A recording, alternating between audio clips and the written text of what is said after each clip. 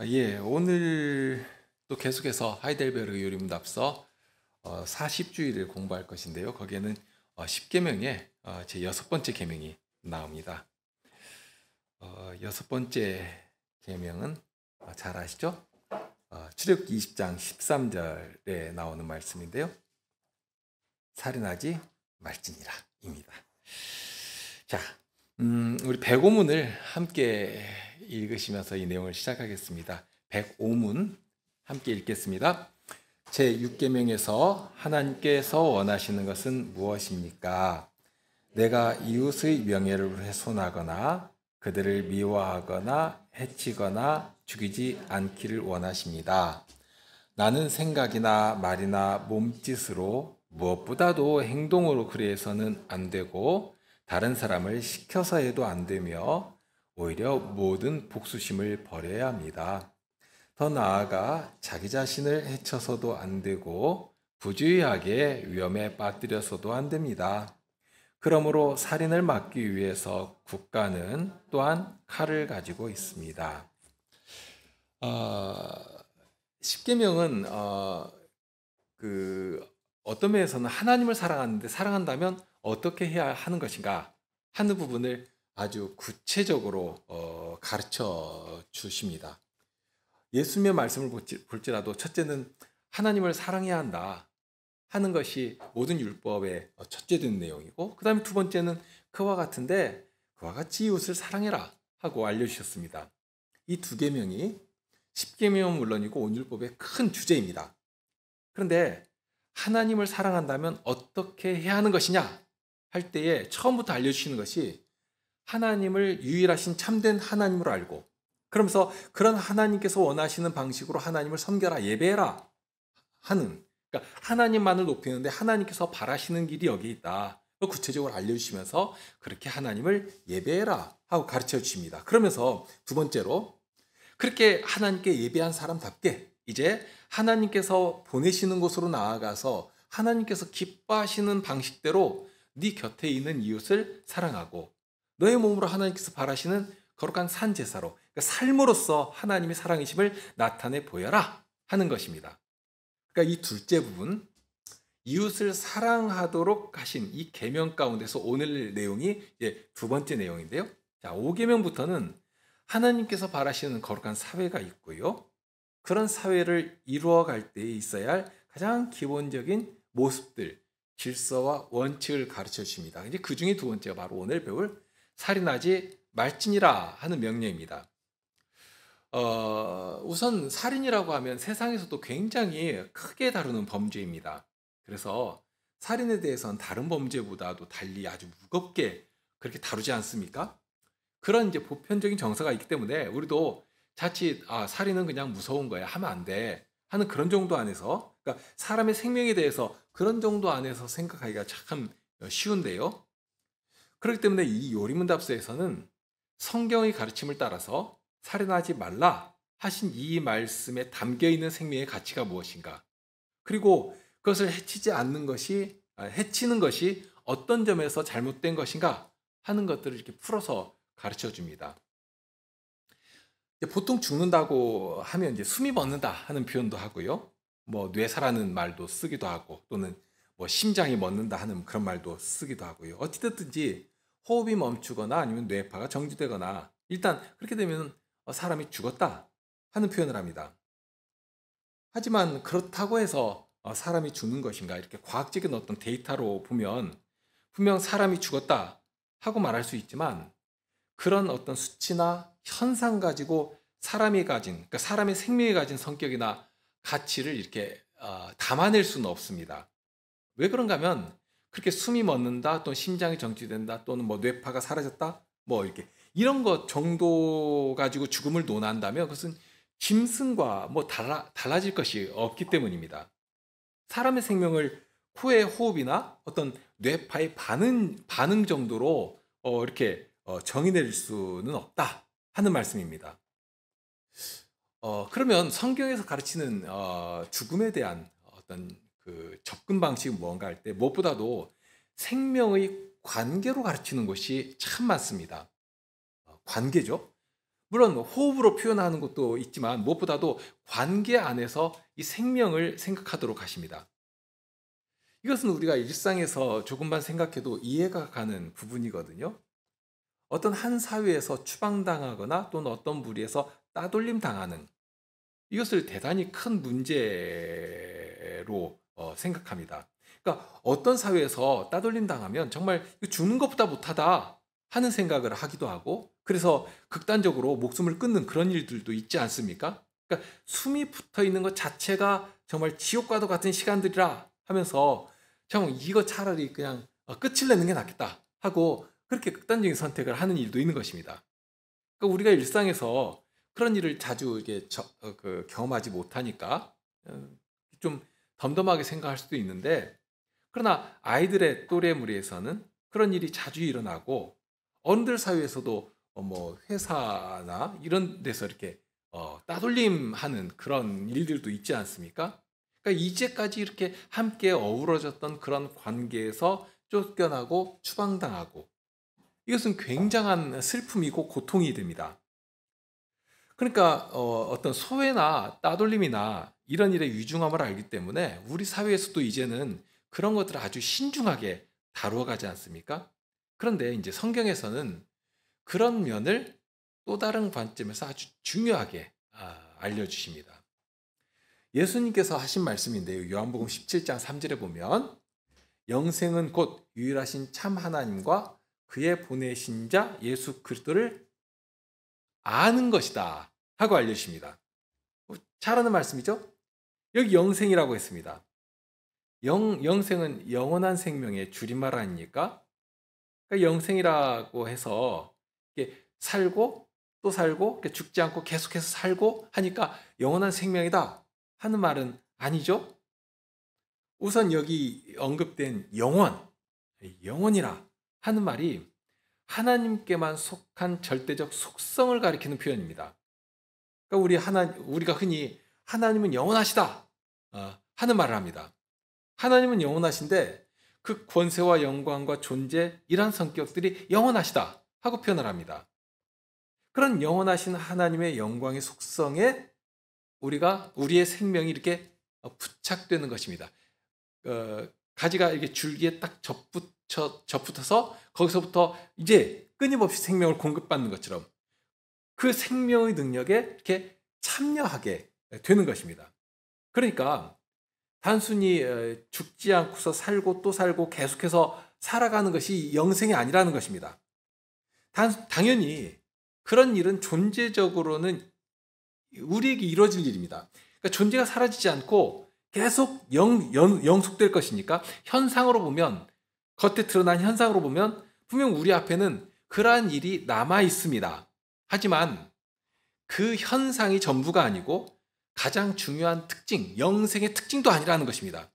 그러니까 계속해서 산다 하는 이 모습은 불이 붙으면 연기가 나는 것처럼 그렇다고 연기가 불 자체는 아니지 않습니까? 그러니까 부차적인 현상에 불과하다 하는 것입니다. 그러니까 더 중요한 것은 영생이라고 할 때 영원하신 하나님의 그 생명, 영원하신 하나님의 그 존재하심, 거기에 우리가 연합해서 그 영원한 생명을 함께 공유하는 정말 감히 상상도 할 수 없는, 상상도 되지 않은 그런 영광의 자리에 영광에 이르는 그런 존재가 되는 것인데요. 바로 이 영생을 소유한 사람으로서 그런 존재가 된다는 것입니다.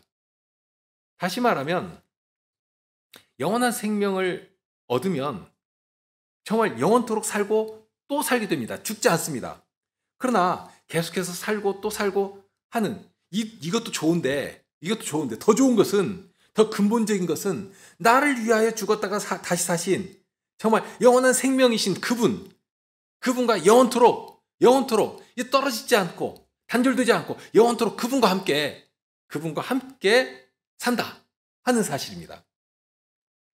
그런데 여기 요한복음 17장에 그런 복되고 영광스러운 영생에 대해서 무엇이라고 하는가 하면 영생은 곧 아는 것이라고 했습니다. 아는 것. 그리고 여기 안다는 것은 단순한 지식을 쌓아간다는 말은 아닙니다. 어떤 지식을 습득한다 하는 의미를 넘어서는 의미가 담겨 있는데요. 창세기 4장 4장 1절에 보면 거기 아담이 하와를 알았다 하는 표현이 나오죠. 그러니까 우리 성경에는 그 말이 동침했다, 동침함에 하는 말로 번역이 되어 있는데요. 아마 익숙하신 히브리 말로 보면 야다라 하는 말로 되어 있거든요. 그러니까 이 야다라는 말이 번역할 때 주로 안다라는 말로 번역을 했습니다. 그만큼 이 야다라고 하는 히브리 말의 가장 중요한 의미는 안다라는 뜻이 담겨 있고요. 그런데 그 단어를 남녀간에 안다라고 하면 이렇게 동침한다 하는 말로 번역할 만큼 굉장히 깊은 그 관계가 깊은 자리까지 담고 연합한다, 하나가 된다 하는 의미를 담아내는 말이 되는 것입니다. 신약에서도 유사한 말이 쓰이는데 마리아가 잉태되는 장면에서 천사가 하나님의 말씀을 전하죠. 하나님의 성신으로 잉태될 것이다 하고 알려주니까 이 마리아가 한 말이 있습니다. 내가 사내를 알지 못하는데 어떻게 잉태할 수가 있습니까? 하고 묻는 장면이 나옵니다. 거기도 동일한 의미입니다. 사내를 알지 못한다. 단순히 지식으로 또는 책을 읽거나 어떤 선생에게 배워서나 이렇게 아는 것이 아니라 여기서 안다라고 하는 것, 사내를 알지 못한다는 것은 경험하고 깊은 교제 속에서 알아가는 것이 남자와 여자 사이에서는 육체적인 관계로 하나가 된다 하는 것까지도 이 안다라고 하는 개념 안에 담겨 있는 표현이라는 것입니다. 그러니까 우리가 지식으로나 경험으로나 해서 안다 하는 말과는 또 다른 의미가 여기 담겨 있다고 할 수 있습니다. 어떤 면에서는 이제 고대 그리스 철학의 아주 중요한 주제였던 이 아는 것과 실천이라고 하는 것. 그러니까 아는 것은 아는 것이 아니라 실천하는 지식이어야 한다. 그것이 참된 지식이다 하고 가르쳤는데요. 그와 아주 어떤 면에서는 유사한 점도 있다고 할 만큼 이 안다고 하는 것은 지식으로는 물론이고 경험하고 생활 속에서 증시해내는 그런 관계를 맺고 그런 관계 속에서 그 지식은 더욱 커지고 단단해지고 더욱 넓어지게 되는 것이죠. 그 앞에 젊은 남녀의 만남도 이야기했지만 그 남녀 간에 만나서 처음부터 참 좋은 사람이었다 하는 인상을 가지고 가정을 이루고 삶 속에서 이렇게 경험해 가는데 그렇게 되는데 오히려 처음보다도 그 사람의 진면목을 생활 속에서 자꾸 발견하게 되고 진짜 좋은 사람이었구나 하는 것을 이렇게 알게 되는 그런 일이 참 많지 않습니까? 그러니까 알았는데 기왕에도 알았는데 그 아는 지식이 날로 새로워지고 커지는 것입니다. 자, 이것은 이런 지식의 특징은 뭔가 하면 대상이 살아있을 때 가능한 일입니다. 그러니까 죽은 대상이라면 한참 파헤치면 더 이상 캐낼 것이 없게 됩니다. 화석 파내듯이 조사하고 그런 정도에서 딱 끝나게 되죠. 조사하면 뭐 더 이상 알아갈 게 없는 것입니다. 그런데 살아있는 인격체는 알면 알수록 참 신비하죠. 알 수 없는 그런 오묘한 점이 참 많거든요. 그러면서 그러니까 관계 속에서 지식도 커지고 서로의 인격도 그 관계 속에서 더 성숙해지고 그러니까 서로 잘하기 때문에 그 아는 것이 끊임없이 발전해 나가는 것입니다. 이게 인격 대 인격 안에서 알아가는 것이죠. 자, 그런데 여기 영생은 그렇게 아는데 누구를 아는 것인가 할 때 곧 유일하신 참 하나님 그리고 그의 보내신 자 예수 그리스도를 아는 것이라고 했습니다.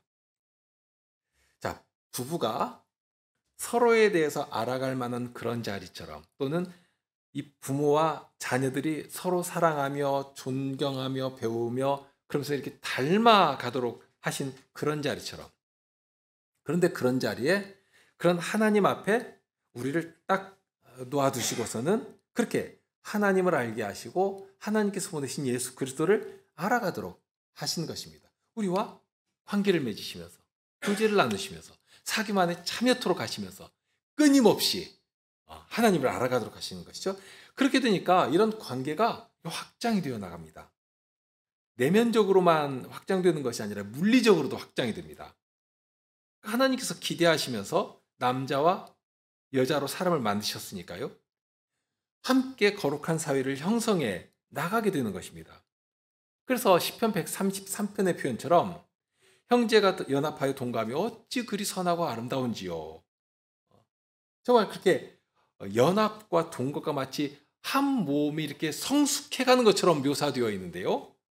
머리에 있는 보배로운 기름이 수염 곧 아론의 수염을 흘러서 그 옷깃까지 내린 것 같고, 이런 복된 그리고 아름다운 사회를 머리이신 그리스도를 중심으로 세워가는 모습, 그렇게 되도록 우리를 구원해내시고 예수님의 몸에 연합시켜 주신 것입니다.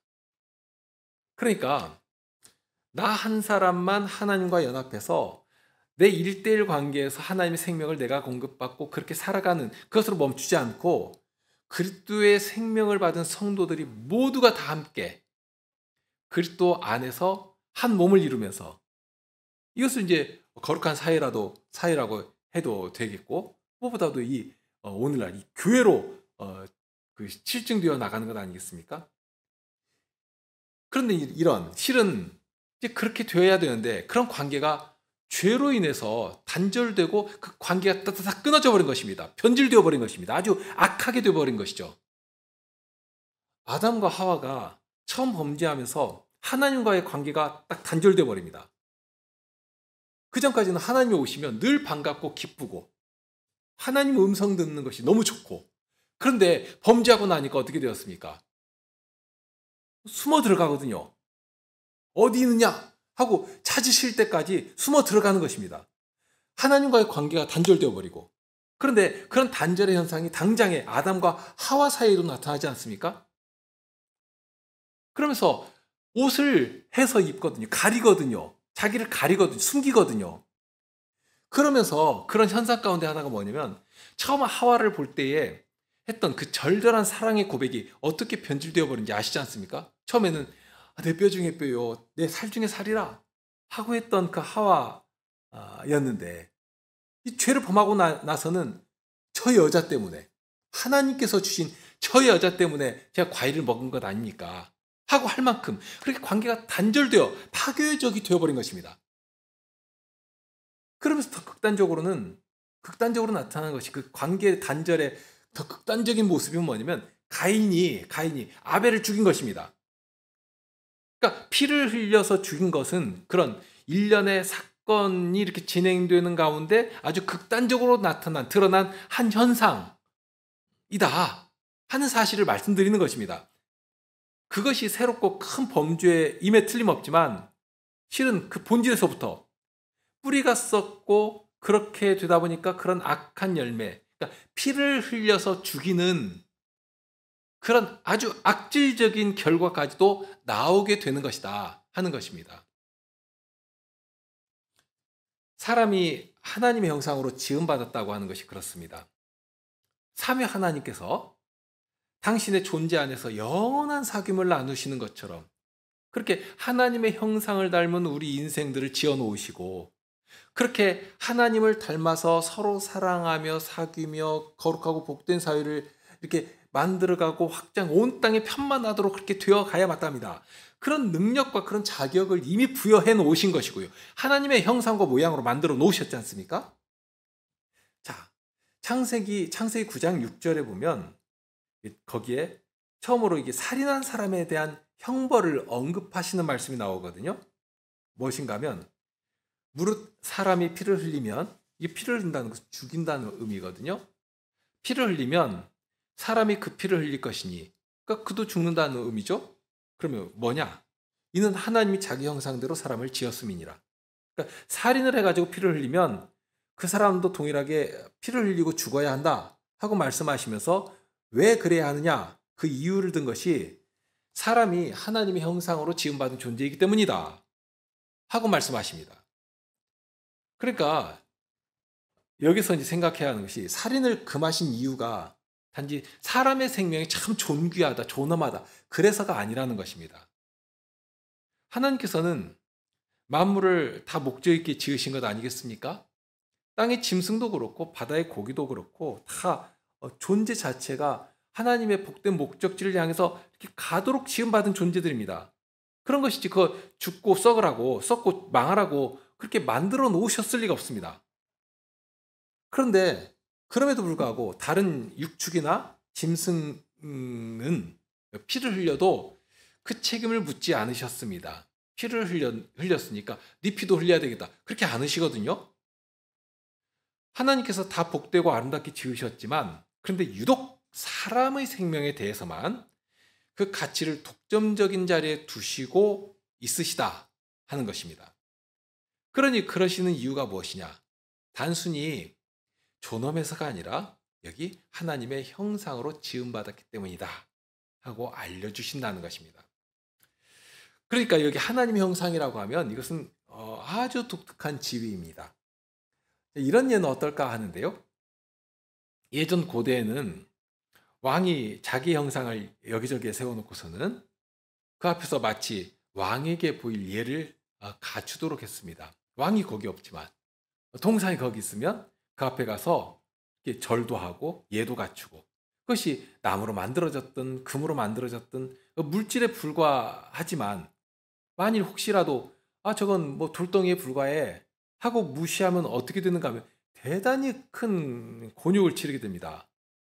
이거 나에게 내 형상이니까 나의 동상이니까 이 앞에서 나에게 보일 예를 갖춰라 하고 이렇게 법으로 만들어 놓은 것이니까 그 어기면 아주 크게 그 고초를 당해야 하는 것입니다. 자, 약간 유사한 부분이 있는데요. 만물 앞에서 사람을 하나님께서는 하나님의 형상으로 만들어 놓으셨습니다. 그렇다면 이것은 사람을 보면 마치 누구를 보는 것과 같다는 말이 되는가? 하나님입니다. 그러니까 다른 피조물들이 감히 하나님을 직접 볼 수 없는 것이지만 하나님의 형상으로 지음받은 이 사람을 보면 단순히 외모겠습니까? 그것만은 아니죠.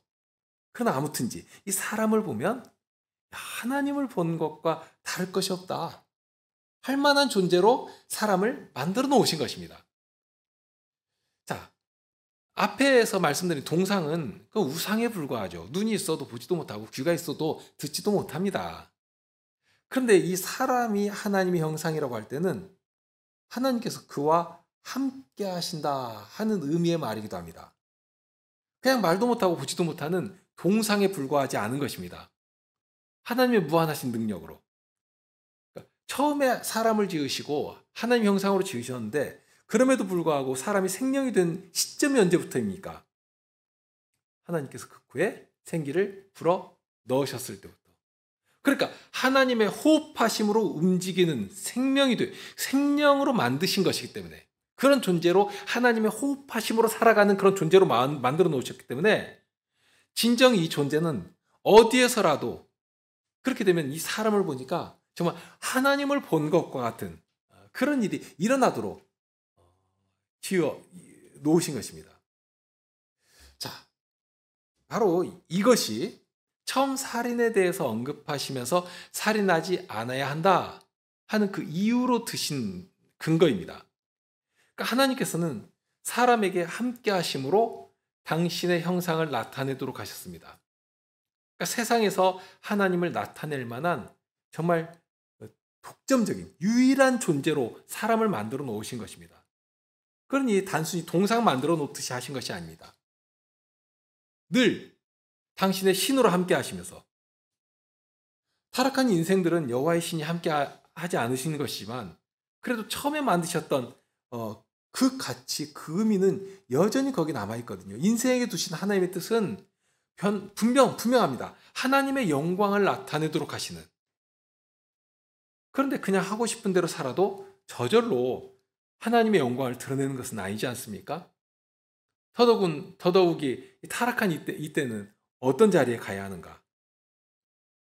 빌립보서 2장 11절의 말씀은 기억해야 할 소중한 말씀인데요. 모든 입으로 예수 그리스도를 주라 시인하여 하나님 아버지께 영광을 돌리게 하셨느니라. 자, 여기 입으로 시인하는 것, 이것이 전부라는 말씀은 아닙니다. 사도는 이런 일을 위해서 정말 힘쓰고 수고하고 그 기쁨으로 그리스도의 고난을 이 사도의 그 육체에 채워가고 있었습니다.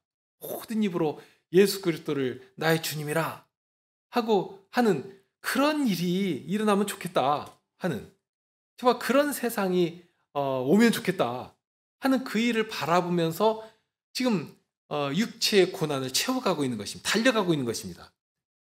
다만 그런 세상이 오면 그 다음에는 하나님께서 경영하시는 전혀 새로운 하늘과 새 땅과 새 하늘이 열릴 것입니다. 영원한 나라가 본격적으로 시작이 되는 것입니다. 자, 바로 그 일을 위해서 이 땅에 인생들을 향해 주님의 음성을 들려주시면서 하나님께로 돌아오려거든 나에게 돌아와라 하고 부르시는 것입니다. 그런 가치를 위해서 여전히 인생에게 두신 그 당신의 형상을 거두지 않으시고 이 땅을 경영해 가시는 것이죠. 그러니까 아직 구원받지 못한 인생들일지라도 하나님의 뜻이 그 생명에게 남아있는 것이고요. 그런 뜻은 하나님께서 아직 그 생명을 거두지 아니하셨다 하는 사실로도 증명될 수 있습니다. 그러니까 아직 하나님의 뜻이 그 사람에게 남아있는 것입니다. 무엇인가 남아있는 것입니다. 그러니까 우리가 하나님께서 보여주신 뜻을 따라서 그 생명을 소중하게 여기고 어찌하든지 함께 주님의 이름을 부르는, 모든 입으로 시인하기를 바라신 하나님의 뜻이 남아있으니까 그렇게 주님의 이름을 함께 부르는 그런 날이 이르도록 수고하고 복음을 전하고 그렇게 복음의 증인으로 살아가면서 저들도 하나님의 나라가 얼마나 숭고하고 질서가 있고 정말 사랑과 의의가 넘쳐 흐르는 것인가 하는, 그러니까 정말 가난하고 불쌍한 사람들까지라도, 고아와 과부까지라도 정말 숨을 쉬며 살아갈 수 있는 그런 세상이라고 말할 수 있는 그런 세상을 만들어가면서 그런 사역을 감당하면서 오늘을 살아가게 되는 것입니다. 자, 이렇게 하나님의 형상으로 만드시면서 그런 복된 사회를 건설해 가도록 하셨으니까요.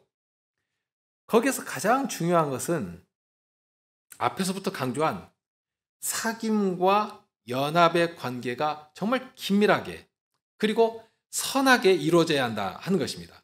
그 일이 굉장히 중요합니다.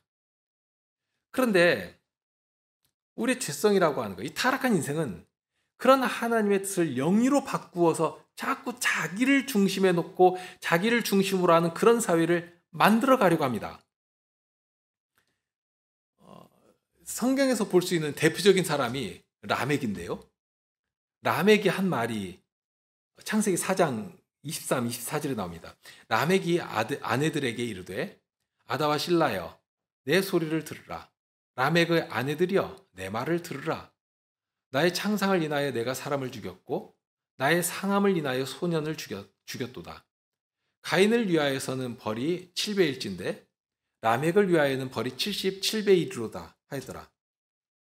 지금 여기 가인을 위해서는 벌이 7배라는 말이 나오는데요. 이것은 이제 가인이 동생 이제 아벨을 죽이고 하나님께 이제 책망을 들을 때 가인이 너무 두려워서 하나님께 그랬죠. 여기서 저를 추방하신다면 혹시는 누가 저를 만나서 죽이지 않겠습니까? 죽기 싫다는 것이죠. 무섭다는 것입니다.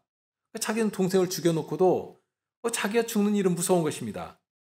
그런데 그런 가인의 청을 하나님께서는 들어주시거든요. 그러면서 약속을 하십니다. 그런 염려할 것 없다. 만약 너를 누가 죽인다면 내가 받는 벌보다 7배나 더 받게 될 것이다 하는 그런 약속을 이 가인에게 해주신 것입니다. 바로 이제 그것을 가져온 것이죠. 이 라멕이 그런 일을 가져와서는 그런 원수 갚음을 자기가 직접 하겠다는 것입니다. 가인을 위해서는 겨우 7배의 벌을 말했는데 나는 77배나 갚을 것이다. 그러니까 결국 이게 내가 하나님보다 훨씬 더 강하다. 내가 훨씬 더 힘이 세다. 나의 힘을 온 땅에 펼칠 것이다 하는 그런 말 아닙니까? 그런 식으로 타락한 인생들은 어떻게 하든지 하나님의 선하신 뜻과 그 은혜라고 하는 것도 교묘하게 이렇게 아주 그냥 이렇게 묘하게 틀어가지고 그러니까 하나님께서 중심에 서서 하나님의 사랑과 의가 온 땅에 막 편만하게 퍼지도록 하는 그런 복된 사회를 이루도록 주신 다양한 질서와 은혜까지라도 다 자기들 중심으로 자기 마음대로 사용하면서 세속사회를 건설해 나가고, 그러니까 바벨탑을 쌓아가는 것입니다. 그러면서 거기에 군림하려고 하는, 하나님께서 홀로 높으신 왕이 아니라 자기가 왕이 되는, 정말 하늘에 닿도록 대를 쌓아서 우리 흩어짐을 면하자 하고 했던 그런 사회를 만들어내려고 하는 것입니다. 그런 사회는 사람의 생명이라고 하는 것, 사람의 목숨이라고 하는 것을 이 라메그 관점에서 바라봅니다. 자기 이익을 위해서 어떻게 할 수 있는, 그러니까 가인을 위해서는 벌이 7배인데 나를 위해서는 77배라고 하면 이거 그냥 완전히 진멸시켜버리겠다는 그런 말이거든요. 라멕이 또 한 말이 또 있는데, 자기 아내들에게 하죠. 나의 창상을 인해서는 내가 사람을 죽였고 나의 상함을 인하여 소년을 죽였다 하는. 그러니까 나에게 좀 까실거리게 하면 가서 폭력으로 치고, 나에게 손해를 입힌다면 내가 힘으로 짓눌러서는 그냥 죽이는 일도 내가 아무렇지도 않게 그냥 서슴지 않겠다, 그렇게 했다 하는 것입니다. 사람의 목숨이, 생명이 자기 이익, 자기 가치를 위해서는 물건 취급을 당하는 것입니다. 이런 일을 하나님께서는 아주 싫어하십니다. 십계명의 이 6번째 계명을 주실 때 서문에서 밝히신 일이 있습니다. 지금 이 말씀을 듣는 모든 사람들은 더 이상 애굽의 종이 아닙니다. 바로의 종이 아닙니다. 하나님의 것이고 하나님의 소유이고 하나님의 장자입니다. 하나님을 섬기며 하나님으로 만족하는 하나님의 백성이 다 되게 해주셨습니다. 그러면 하나님을 왕으로 섬기며 따르는 그런 사회, 그러니까 자기가 왕처럼 되겠다고 하는 그런 세상에서 지금 건져내신 것이니까 그런 세상적인 생각을 조금이라도 할 수 있는가? 그거 다 버려야 하는 것입니다. 몸만 건진받으면 되는 것이 아니라 그 생각, 그 가치까지라도 다 거기 버려 두고 와야 되는 것입니다. 오로지 하나님만을 섬기는, 하나님만을 왕으로 섬기는, 그러면서 모두가 다 평등한 사회를 이루어야 하는 것입니다. 서로 사랑하며 섬기며 그런 사회를 건설하면서, 그런데 여전히 세상은 라멕이 만들어가는 것 같은 그런 세상을 이루어가지 않습니까? 세상은 그럴지라도 우리 주의 백성들은 그런 세상 앞에 정말 새로운 그 가치, 어떤 새로운 비전을 딱 제시할 수 있어야 되지 않겠는가 하는 것입니다. 사람의 생명의 가치가 어떻게 존귀하게 되고 어떻게 가치 있게 드러나는 것인가 하는 것을 모범적으로 보여주는 그런 사회를 건설해 가야 하겠다 하는 것입니다. 그러니까 단순히 내가 사람의 생명을 해치지 않았다, 그러니까 되었다가 아니라 예수님의 말씀도 있지 않습니까? 그러니까 사람은 사람의 피를 흘리지 않으면 난 사람 죽이지 않았으니까 나는 이거 됐다 하고 말할 것이지만, 이 계명이 요구하시는 것은 겨우 그 정도에서 멈추지 않거든요.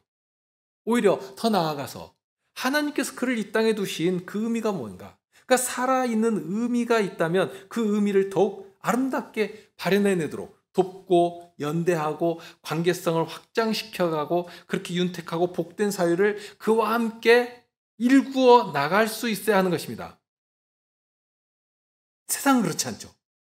어떤 사회에 들어가면 자기 이익을 위해서 부품처럼 취급하려고 하는, 그것이 사회적 요구입니다.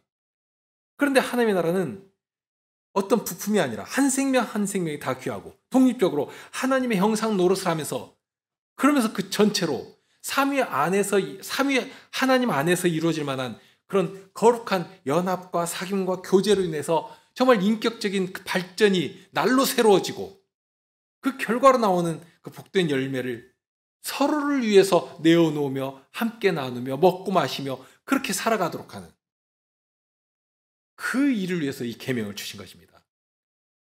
그러니까 나 하나가 잘 되면 그러면 되었다, 이게 아니라 우리 안에 있는 어떤 경쟁심이나 시기나 질투하는 것이나 어떤 미움이나 이런 것이 끊임없이 막 솟아나오지 않습니까?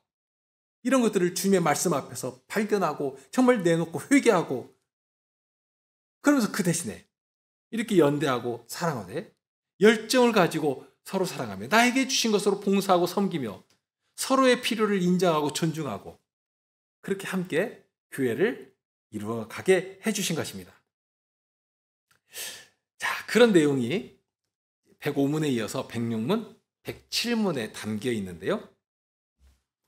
107문을 읽고서 우리 함께 읽고 마칠까요? 107문을 우리 함께 읽겠습니다.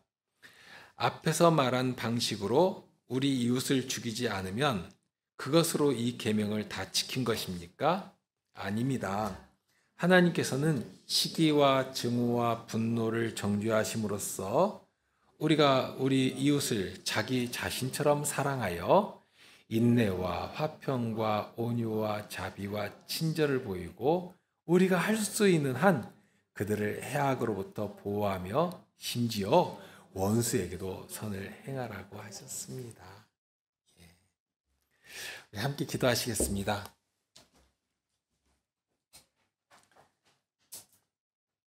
이 사회가 얼마나 폭압적이고 폭력적인 것인지, 그런 사회 안에서 주님의 말씀을 따라 순종하는 것이 너무 힘들고, 더구나는 저희 안에 있는 이 세상적인 습관들이 저희도 모르는 사이에 그런 흐름들과 동조해 나가도록 하는 그런 일도 많은 것을 고백하게 됩니다.